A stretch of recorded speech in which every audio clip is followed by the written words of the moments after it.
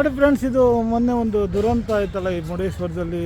ಕೋಲಾರದ ಒಂದು ಮೊರಾರ್ಜಿ ದೇಸಾಯಿ ಸ್ಕೂಲ್ನ ಮುಳುಬಾಗಿಲು ಮೊರಾರ್ಜಿ ದೇಸಾಯಿ ಸ್ಕೂಲ್ನ ಮಕ್ಕಳು ಪ್ರವಾಸಕ್ಕೆ ಬಂದು 4 ಮಂದಿ ಸಾವನ್ನಪ್ತಾರೆ. ಈಗ ಇಲ್ಲಿ ಬೀಚ್ಗೆ ಹೋಗೋಕ್ಕೆ ಎಲ್ಲ ಫುಲ್ ಬ್ಯಾನ್ ಮಾಡಿಬಿಡ್ತಾರೆ, ಎಲ್ಲ ಬಂದ್ ಮಾಡಿದ್ದಾರೆ. ಈಗ ಇಲ್ಲಿ ಯಾರಿಗೂ ಪ್ರವೇಶ ಕೊಡ್ತಾ ಇಲ್ಲ. ಜಿಲ್ಲಾಡಳಿತ ನಿಷೇಧ ಮಾಡಿ ಆದೇಶ ಹೊರಡಿಸಿದೆ. ಆ್ಯಕ್ಚುಲಿ ಇಲ್ಲಿ ತುಂಬ ಜನ ಇರ್ತಿದ್ರು, ಗಿಜಿ ಅಂತ ಇರ್ತಿದ್ರು. ಈಗ ಫುಲ್ ಬಂದ್ ಮಾಡಿದ್ದಾರೆ. ಮುರುಡೇಶ್ವರದಲ್ಲಿ ಈ ಥರ ಸರಣಿ ದುರಂತಗಳು ತುಂಬ ನಡೀತಾ ಇರ್ತವೆ. ಈಗೆಲ್ಲ ತುಂಬ ದಿನದಿಂದ ನಡೀತಾನೆ ಇದೆ ದುರಂತಗಳು. ಬೇರೆ ಬೇರೆ ಊರಿಂದ ಬರ್ತಾರೆ, ಅವ್ರಿಗೆ ಸಮುದ್ರ ಬಗ್ಗೆ ಗೊತ್ತಿರಲ್ಲ, ಈಜಕ್ಕೆ ಹೋಗ್ತಾರೆ, ಹೆಚ್ಚು ಕಡಿಮೆ ಆಗಿ ಮುಳುಗು ಸಾಯೋದು ಒಂದು ಕಾಮನ್ ಆಗಿಬಿಟ್ಟಿದೆ. ಅದು ಒಂಥರ ತುಂಬ ಸಮಸ್ಯೆ ಆಗ್ತಾಯಿದೆ ಇಲ್ಲಿ. ಯಾಕಂದರೆ ಸೇಫ್ಟಿ ಸೆಕ್ಯೂರಿಟಿನೂ ಸರ್ಕಾರ ನೋಡ್ಕೊಳ್ಬೇಕಾಗತ್ತೆ, ಪ್ರವಾಸೋದ್ಯಮ ಇಲಾಖೆ ಮತ್ತು ಇದು ಪ್ರವಾಸಕ್ಕೆ ಬಂದವ್ರದ್ದು. ಇಲ್ಲಾಂದರೆ ಬರೀ ಸಾವನ್ನ ಕಥೆಗಳೇ ಮುರುಡೇಶ್ವರದಲ್ಲಿ ತುಂಬ ಇದೆ. ನೋಡಿ, ಈಗ ಯಾರೂ ಇಲ್ಲ ಬೀಚಲ್ಲಿ, ಫುಲ್ ಬೀಚ್ ಬಿಕೋ ಅಂತ ಇದೆ. ಜನರಿಗೆ ಯಾರೂ ಬಿಡ್ತಾಯಿಲ್ಲ. ಇಲ್ಲೇ ಜನ ಎಲ್ಲ ತುಂಬ ಜನ ಈಜೋದು ಇಲ್ಲಿ ಸಮುದ್ರ ಅಲೆಗಳಲ್ಲಿ ಈಜಕ್ಕೆ ಹೋಗ್ತಾರೆ. ಸಾವಿರಾರು ಜನ ಇರ್ತಾರೆ, ಯಾರು ಎಲ್ಲಿ ಏನು ಅಂತಲೇ ಗೊತ್ತಾಗ್ತಾಯಿಲ್ಲ. ನೋಡಿ, ಫುಲ್ ಈಗ ಈಜಕ್ಕೆ ಬಿಡ್ತಾಯಿಲ್ಲ. ಇದು ನೋಡಿ, ಶಿವ ಟೆಂಪಲ್, ಮುರುಡೇಶ್ವರ ಶಿವ ಟೆಂಪಲು.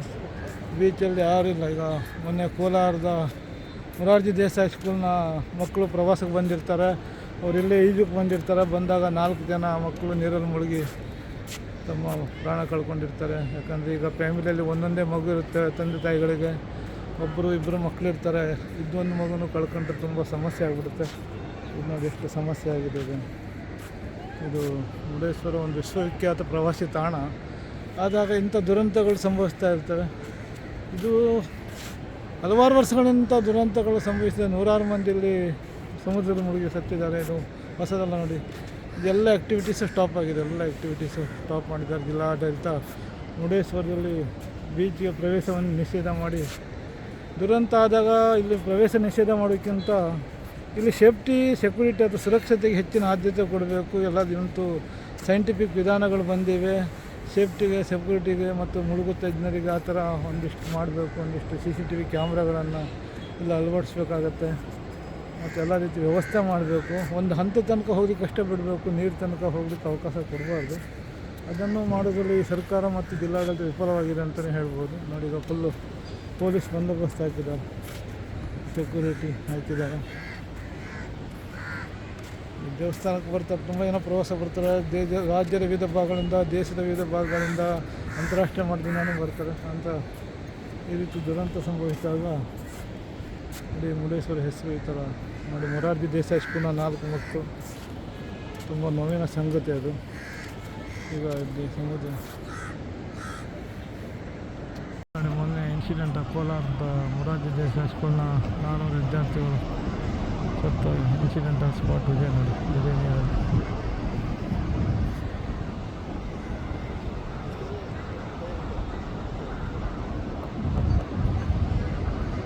ಇಲ್ಲಿ ಒಂದು ಪರ್ಮನೆಂಟ್ ಸೊಲ್ಯೂಷನ್ಗೆ ಸರ್ಕಾರ ಒಂದು ಕಾರ್ಯಕ್ರಮ ಮಾಡಬೇಕಾಗುತ್ತೆ. ಯಾಕಂದರೆ ಇಲ್ಲಿ ಪ್ರತಿ ಸಲನೂ ಮುಳುಗಿ ಸಾಯುವ ಒಂದು ದುರಂತಗಳು ನಡೀತಾನೆ ಇರುತ್ತೆ. ಇಲ್ಲಿ ಏನಾಗಿರೋದು ಅದು ಇಷ್ಟೆಲ್ಲ ಇನ್ಸಿಡೆಂಟ್ ಆದರೂ ಸರ್ಕಾರ ಇವಾಗ ಯಾವುದೇ ಯೋಜನೆ ಕೈಗೊಂಡಿಲ್ಲ, ಒಂದು ಸೇಫ್ಟಿ ಸೆಕ್ಯೂರಿಟಿ ತೊಗೊಂಡಿಲ್ಲ. ಒಂದು ಸರ್ಕಾರದ ಒಂದು ವೈಫಲ್ಯ ಅಂತಲೇ ಹೇಳ್ಬೇಕಾಗುತ್ತೆ. ಅದರಲ್ಲಿ ಇಷ್ಟೆಲ್ಲ ತಜ್ಞರಿದ್ದಾರೆ, ಎಕ್ಸ್ಪರ್ಟ್ಗಳಿದ್ದಾರೆ. 100 ಬೀಚ್ಗಳಿವೆ. 100 ಬೀಚಲ್ಲಿ ಲಕ್ಷಾಂತರ ಜನ ಹೋಗ್ತಾರೆ. ಇಂಥ ದುರಂತಗಳು ನಡೆಯಲ್ಲ. ಮುರುಡೇಶ್ವರದಲ್ಲಿ ಯಾಕೆ ಇಷ್ಟು ನಡೀತದೆ ದುರಂತಗಳು? ಬೇರೆ ಬೇರೆ ಕಂಟ್ರಿಗಳಲ್ಲಿ ಬೀಚ್ಗೆ ಹೋಗ್ತಾರೆ, ಯಾರು ಅಲ್ಲಿ ಅಷ್ಟು ದುರಂತ ನಡೆಯಲ್ಲ. ಮುರುಡೇಶ್ವರದಲ್ಲಿ ಯಾಕೆ ಈ ಥರ ದುರಂತಗಳು ಆಗ್ತವೆ ಅನ್ನೋದನ್ನು ಸರ್ಕಾರ ಒಂದು ಅಧ್ಯಯನ ಮಾಡಿ ಒಂದು ಸ್ಟಡಿ ಮಾಡಬೇಕಾಗುತ್ತೆ. ಎಲ್ಲ ಅಂಗಡಿಗಳನ್ನು ಮುಚ್ಚಿದ್ದಾರೆ. ಈಗ ದುರಂತ ಆದ ನಂತರ ಬೀಚನ್ನು ಸಂಪೂರ್ಣ ಬಂದ್ ಮಾಡಿದರೆ ಎಲ್ಲ ಅಂಗಡಿಗಳನ್ನು ಮುಚ್ಚಿದ್ದಾರೆ. ಇಲ್ಲಿ ಯಾವುದೇ ವ್ಯಾಪಾರ ನಡೀತಲ್ಲ. ಇಲ್ಲಾಂದರೆ ಇಲ್ಲಿ ಜಾತ್ರೆ ಥರ ಇರ್ತಿತ್ತು. ಇದು ಬೀಚ್ಗೆ ಅಟ್ಯಾಚ್ ಆಗಿದೆ, ಯಾರಿಗೂ ಪಬ್ಲಿಕ್ ಬಿಡ್ತಾಯಿಲ್ಲ. ಈಗ ಮೊನ್ನೆ ಕೋಲಾರದ ಮೊರಾರ್ಜಿ ದೇಸಾಯಿ ಸ್ಕೂಲು ಮಕ್ಕಳ ದುರಂತ ಘಟನೆ ಅಂತ ಇಲ್ಲಿ ಬಂದು ನಿಷೇಧ ಮಾಡಿ ಆದೇಶ ಹೊರಡಿಸಿದಾರೆಲ್ಲ ಬೀಚೆಲ್ಲ.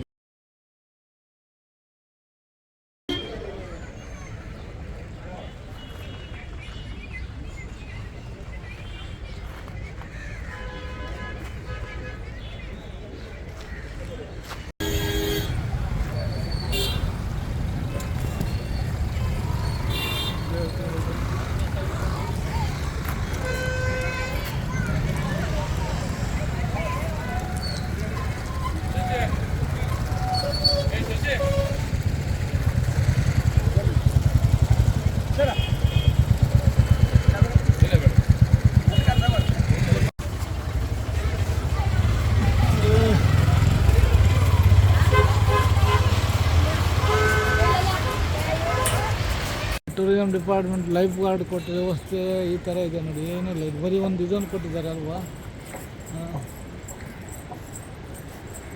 ಇದೊಂದು ವ್ಯವಸ್ಥೆ ಕೊಟ್ಟಿದ್ದಾರೆ. ಸುಮ್ಮನೆ ಒಂದು ಕಾಟಾಚಾರಕ್ಕೆ ಟೂರಿಸಂ ಡಿಪಾರ್ಟ್ಮೆಂಟ್ ಇಲ್ಲಿ ವ್ಯವಸ್ಥೆ ಮಾಡಿದೆ, ಮತ್ತು ಇಲ್ಲಿ ಏನು ವ್ಯವಸ್ಥೆನೇ ಕೊಟ್ಟಿಲ್ಲ. ರೆಸ್ಕ್ಯೂ ಮಾಡೋಕ್ಕೆ ಏನು ವ್ಯವಸ್ಥೆ ಇಲ್ಲ ಇಲ್ಲಿ.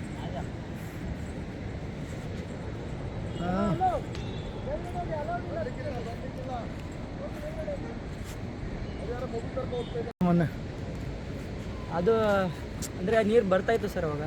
ಸ್ವಲ್ಪ ಅದು ಗೊತ್ತಾಗಿಲ್ಲ ಫಸ್ಟಿಗೆ. ಅವ್ರಿನ್ನೂ ಸ್ವಿಮ್ಮಿಂಗ್ ಮಾಡ್ತಾಯಿದ್ರು ಹುಡುಗಿರು.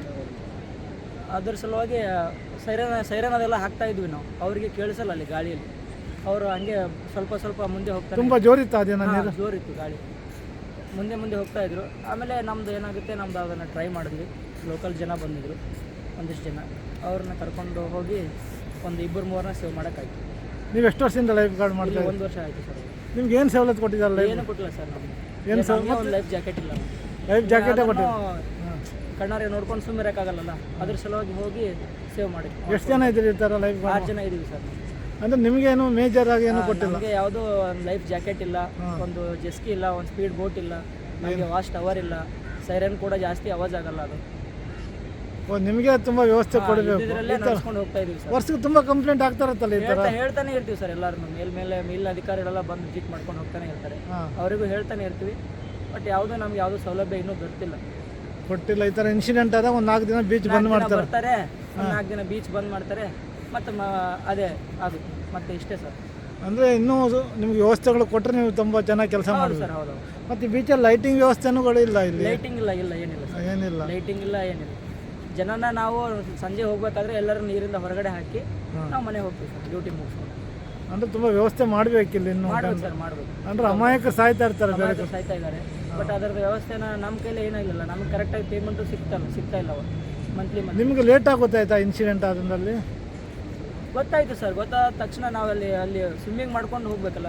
ಸ್ವಿಮ್ಮಿಂಗ್ ಮಾಡ್ಕೊಂಡು ಹೋಗೋಷ್ಟಿಗೆ ಸ್ವಲ್ಪ ಮುಂದೆ ಹೋಗ್ಬಿಟ್ಟಿದ್ದಾರೆ. ಹೀಗಾಗಿ ಒಂದು 2-3 ಜನ ಸೇವ್ ಮಾಡೋಕ್ಕಾಯ್ತು ಅಷ್ಟೇ. ಸೇವ್ ಮಾಡೋದು ಅವಾಗ ಬರ್ತಾ ಇತ್ತ ನೀರು? ಹೌದು, ನೀರು ಮೇಲೆ ಬರ್ತಾ ಇತ್ತು. ನೀರು ಮೇಲೆ ಬರ್ತಾ. ಈಗ ಸರ್ಕಾರ ಏನು ಮಾಡಬೇಕು ನಿಮಗೆ ಚೆನ್ನಾಗಿ ಮಾಡ್ಬೇಕಂದ್ರೆ? ಸರ್ಕಾರ ಸರ್ ನಮಗೆ ಮೊದಲು ನಮ್ಗೆ ವಾಚ್ ಟವರ್ ಇಲ್ಲ ಸರ್. ಇದು ವಾಚ್ ಟವರ್ ನಿಮ್ಮದು? ಏನು ಇದು ಮಿಡಲಲ್ಲಿ ಒಂದು ಬೇಕು ಸರ್ ನಮ್ಗೆ. ಮಿಡ್ಲಲ್ಲಿ ಒಂದು ವಾಚ್ ಟವರ್? ಸೌಂಡ್ ಹೋಗಲ್ಲ. ಅಂದರೆ ಸೈರನ್ ಸೌಂಡ್ ಹೋಗಲ್ಲ. ಇಲ್ಲಿ ಮಿಡ್ಲಲ್ಲಿ ಒಂದು ಹೋಗಬೇಕು. ಮತ್ತೇನೆಲ್ಲ ವ್ಯವಸ್ಥೆ ಮಾಡ್ಬೇಕು ನಿಮಗೆ? ನಮ್ಗೆ ಒಂದು ಚಿಕ್ಕದಾಗಿ ಬೋಟ್ ಬೇಕು ಸರ್. ಒಂದು ಮಿನಿ ಬೋಟ್ ಜೆಸ್ಕಿ ಆಗಲಿ ಏನಾದರೂ ಆಗಲಿ. ಮತ್ತು ಲೈಫ್ ಜಾಕೆಟು ಏನಾದರೂ ಯಾವುದಾದ್ರೂ ಒಂದು ಕೊಟ್ಟರೆ ಸರ್, ನಮಗೆ ಉಪಕರಣ ಒಂದು ಕೊಟ್ಟರೆ ಸ್ವಲ್ಪ ಹೆಲ್ಪ್. ಸ್ಯಾಲ್ರಿಗಳು ಸರಿಯಾಗಿ ಬರ್ತದೆ ನಿಮಗೆ? ಸ್ಯಾಲ್ರಿ ಇಲ್ಲ ಸರ್. ಸ್ಯಾಲ್ರಿ ಬಂದು 3 ತಿಂಗಳಿಗೆ ಒಂದು ದಿವಸ ಬರುತ್ತೆ.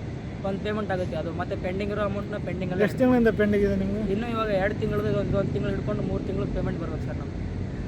ಸ್ಯಾಲ್ರಿನೂ ಕರೆಕ್ಟ್ ಟೈಮ್ ಬರ್ತಾ ಇಲ್ಲ? ಸ್ಯಾಲ್ರಿ ಕರೆಕ್ಟ್ ಟೈಮ್ ಇಲ್ಲ. ಯಾವಾಗ ಬರುತ್ತೆ ಅಂತಲೂ ಗೊತ್ತಿಲ್ಲ ಸರ್ ನಮ್ಗೆ. ಎಷ್ಟು ಕೊಡ್ತಾರೆ ಸ್ಯಾಲ್ರಿ? 14,000 ಸ್ಯಾಲ್ರಿ ಇದೆ ಅಷ್ಟೇ ಕೊಡ್ತಾರೆ. ಅಂದರೆ ನಿಮ್ಗೆ ಇನ್ನೂ ಟ್ರೈನಿಂಗ್ ಕೊಡಬೇಕು, ವ್ಯವಸ್ಥೆನೂ ಮಾಡಬೇಕು. ಹೌದು ಸರ್. ಯಾವುದು ಸಚ್ ಏನೂ ಇದು ಇಲ್ಲ ಸರ್. ಇಲ್ಲಿ ನೀಟಾಗಿಲ್ಲ ಯಾವುದಿಲ್ಲ. ಸುಮ್ಮನೆ ಕಾಟಾಚಾರ ಮಾಡ್ತಾ ಇದ್ದಾರೆ. ಹೌದು. ಮೇಲಿನ ಅಧಿಕಾರಿಗಳು ಬರ್ತಾರೆ, ನೋಡ್ತಾರೆ, ಹೋಗ್ತಾರೆ, ಬರ್ತಾರೆ, ನೋಡ್ತಾರೆ, ಹೋಗ್ತಾರೆ. ಬರೀ 6 ಮಂದಿ ಇದ್ದೀರಾ ನೀವೀಗ? 6 ಜನ ಇದ್ದೀವಿ ಸರ್. ಎಷ್ಟು ಮಂದಿ ಇದ್ರೆ ಒಳ್ಳೇದು ನಿಮ್ಮ ಪ್ರಕಾರ? ಎಷ್ಟು ಜನ ಇರ್ತೀವಿ ಅನ್ನೋದು ಇಂಪಾರ್ಟೆಂಟ್ ಅಲ್ಲ ಸರ್. ನಮಗೆ ನಮ್ಮ ಕೈಯಲ್ಲಿ ಏನಿದೆ ಅನ್ನೋದು ಇಂಪಾರ್ಟೆಂಟ್. 10 ಜನ ಇದ್ರೆ ಆಗಲಿ, ಅವರು ಮಾಡಬೇಕು, ಅವ್ರು ಮಾಡೋದನ್ನೇ ನಾವು ಮಾಡಬೇಕಲ್ಲ. ಏನಾದರೂ ಒಂದು ಉಪಕರಣಗಳನ್ನು ಕೊಟ್ಟರೆ ಅದನ್ನು ಮೊದಲು ಹೋದ ಇನ್ಸಿಡೆಂಟಲ್ಲಿ ಒಂದು ಹುಡುಗ ಅಕ್ಟೋಬರ್ 6ನೇ ತಾರೀಕು ಒಂದು ಹುಡುಗ ಡೆತ್ ಆಗಿದೆ. ಅಕ್ಟೋಬರ್ 6ಕ್ಕೆ. ಅವಾಗ ಬೋಟಿಂಗ್ ಎಲ್ಲ ಚಾಲೂ ಇತ್ತು. ಅವ್ರದ್ದು ಬೋಟ್ ಕೊಟ್ಟು ನಮಗೆ ಆ ಹುಡುಗಂದು ಇಮಿಡಿಯೇಟಾಗಿ ಸರ್ಚ್ ಮಾಡಿಕೊಂಡು ಹುಡುಗನ ಬಾಡಿ ಸಿಕ್ತು ಸರ್. ಅವಾಗ ಈ ಥರ ವರ್ಷಕ್ಕೆ ತುಂಬ ಇನ್ಸಿಡೆಂಟ್ ಆಗ್ತಾ ಇರುತ್ತಲ್ವಾ? ಆಗುತ್ತೆ ಸರ್. ವರ್ಷ ಒಂದು 5-6 ಡೆತ್ ಆಗ್ತಾನೆ ಇರುತ್ತೆ. ನಂತರ ಈಗ ಕ್ರಿಸ್ಮಸ್ ರಜೆ, ದಸರಾ ರಜೆ ಅಂತ ತುಂಬ ಜನ ಬರ್ತಾರೆ. ಕ್ಲೌಡ್ ಜಾಸ್ತಿ ಆಗ್ತಾನೆ ಇರುತ್ತೆ. ಬಟ್ ಕ್ಲೌಡ್ ಜಾಸ್ತಿ ಆಗೋದಷ್ಟು ನಮಗೆ ಪ್ರಾಬ್ಲಮ್ ಸರ್ ಇದು. ಹಾಗೆ ಏನಂತಂದರೆ ಒಂದ್ಸಲ ಬರ್ತಾರೆ, ಒಂದ್ಸಲ ಹೋಗ್ತಾರೆ. ಅವರು ಈಗ ಮೇಲಾಧಿಕಾರಿಗಳು ಬರ್ತಾರೆ, ಒಂದೇ ಯಾವುದೋ ಉಪಕರಣಗಳು ಕೊಟ್ಟಿಲ್ಲ ಸರ್. ಯಾವುದೋ ಒಂದು ಎಕ್ವಿಪ್ಮೆಂಟ್ಸ್ ಇಲ್ಲ. ಅವರು ಯಾವಾಗ ಕೊಡ್ತಾರೋ ಅವರಿಗೆ ಗೊತ್ತು. ಬಟ್ ಇದನ್ನು ಮುಂದುವರಿತಾನೆ ಹೋಗುತ್ತೆ ಸರ್. ಇದು ದುರಂತ ನಡೀತಾನೆ ಇರುತ್ತೆ ಅವ್ರು ಕೊಡೋತಾನೆ. ನಿಮ್ಮ ಹೆಸರು ಹೇಳಿ? Siddharth. Okay, thank you Siddhartha.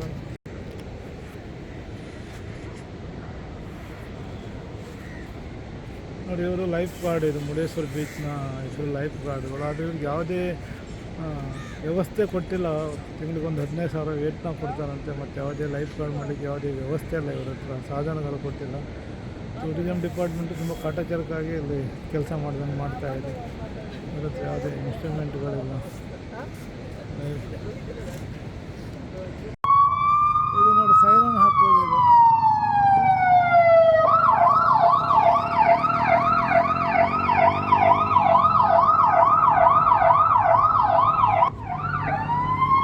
ಇದೇ ಸೈರಣ ಎಷ್ಟು ಅಂತ ಕೇಳಲ್ಲ ಇದು ಜಾಸ್ತಿ. ಎಷ್ಟು ಗಂಟೆ ಹಾಕ್ತೀರಿ ಸೈರನ್? 6 ಗಂಟೆಗ? ಇಲ್ಲ, ಪದೇ ಪದೇ ಹಾಕ್ತಾನೆ ಇರ್ತೀವಿ ಸರ್. ಪದೇ ಪದೇ ಸೈರನ್ ಹಾಕ್ತಾ ಇರ್ತೀರಿ.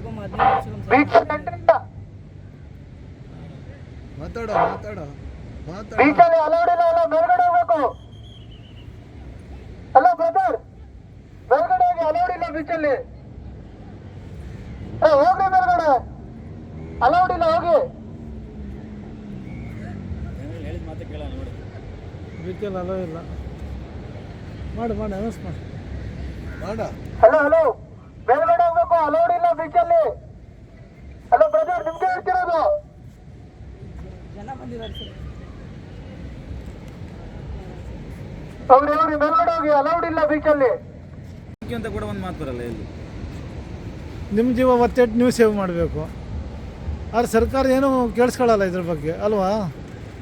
ಹೇಳ್ತಾನೆ